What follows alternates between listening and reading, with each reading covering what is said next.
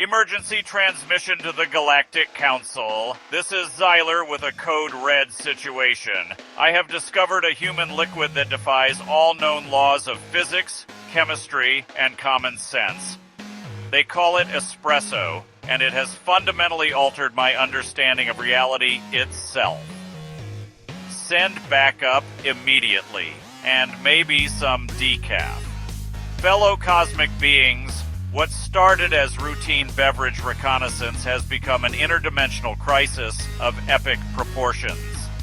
I thought I understood human consumption habits after my previous disasters with their exercise torture rituals, but espresso represents something far more dangerous than voluntary physical suffering.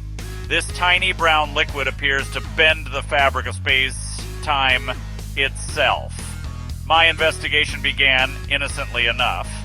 I observed humans queuing in establishments called coffee shops, desperately clutching small ceramic vessels filled with dark, mysterious substances. Their behavior suggested addiction patterns typically associated with controlled substances, yet these facilities operated openly without any galactic health warnings. The contradiction demanded scientific investigation. I approached my first espresso encounter at a location humans call Starbucks. The barista, a cheerful human specimen named Madison, explained their menu system with enthusiasm that seemed artificially enhanced. When I requested their strongest available substance, she recommended something called a triple shot espresso. The naming convention alone should have triggered my danger protocols. The preparation ritual proved fascinating, yet terrifying. Madison operated a massive chrome machine that hissed and steamed like an angry volcano. She explained the process involves forcing superheated water through compressed coffee grounds at precisely calculated pressure ratios. The machinery resembled equipment from our advanced weapons laboratories, which should have been my second warning sign. When Madison presented my order, I expected a substantial beverage worthy of such elaborate preparation methods. Instead, she handed me a container, roughly the size of a thimble, containing what appeared to be liquid darkness itself. The portion seemed comically inadequate for the complex preparation process, yet humans willingly exchanged significant currency for these minuscule quantities. My first sip triggered immediate system alerts across all biological networks. The liquid hit my taste receptors with the force of a collapsing star, simultaneously bitter and intensely flavorful. Within nanoseconds, my cardiovascular system began operating at frequencies previously reserved for emergency escape sequences. My optical sensors dilated beyond normal parameters, and strange energy surges cascaded through my neural pathways. The effects escalated rapidly beyond anything in my xenobiological database. My thought processes accelerated to dangerous speeds, generating ideas faster than my consciousness could properly catalog them. Suddenly, I understood quantum mechanics, the meaning of existence, and why humans enjoy reality television shows. The clarity was overwhelming and possibly permanent. Madison observed my transformation with obvious amusement, explaining that espresso contains something called caffeine. Apparently, this substance stimulates human nervous systems, though she failed to mention its reality-altering properties. When I questioned whether this constituted legal drug distribution, she laughed and offered me a loyalty card for future purchases. Seeking additional data, I decided to sample different espresso variations. The macchiato introduced dairy complications that created creamy texture contrasts. My lactose processing systems, designed for my planet's blue milk equivalents, struggled with earth cow secretions. The combination of caffeine and unfamiliar proteins created digestive chaos that lasted several solar rotations. The cappuccino presented even greater challenges. The foam art, depicting tiny leaves and hearts, suggested some form of beverage blessing ritual. When I inquired about the spiritual significance, the barista explained it was simply decorative.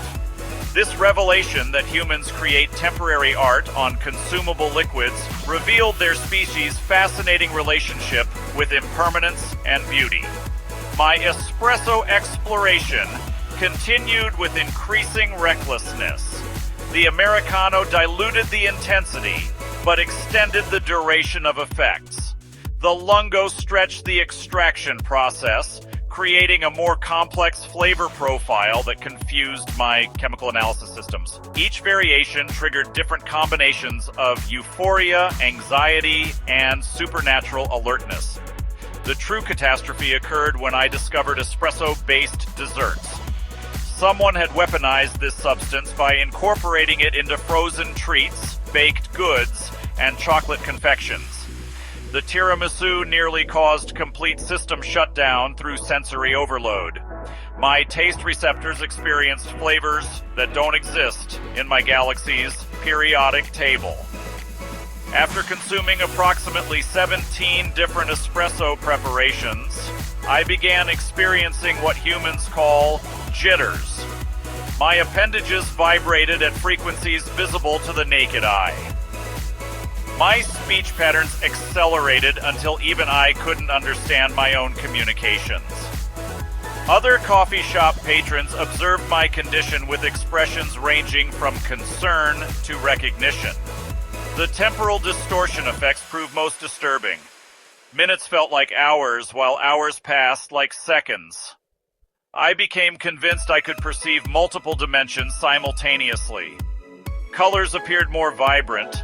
Sounds seemed sharper, and I developed the ability to taste mathematics. The barista suggested I switch to decaffeinated alternatives, but the damage was irreversible. Madison explained that humans consume espresso regularly without experiencing my extreme reactions.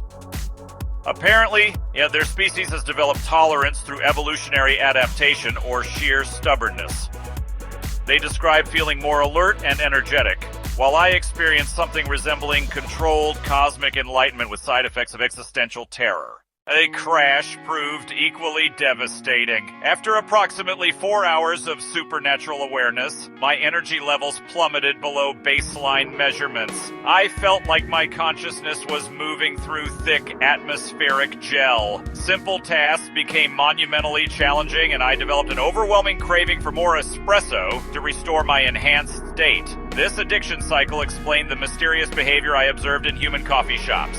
They weren't simply consuming beverages, they were chasing artificial transcendence through caffeinated substances. The daily pilgrimage to these establishments represents a species-wide dependency on liquid stimulation that borders on religious devotion.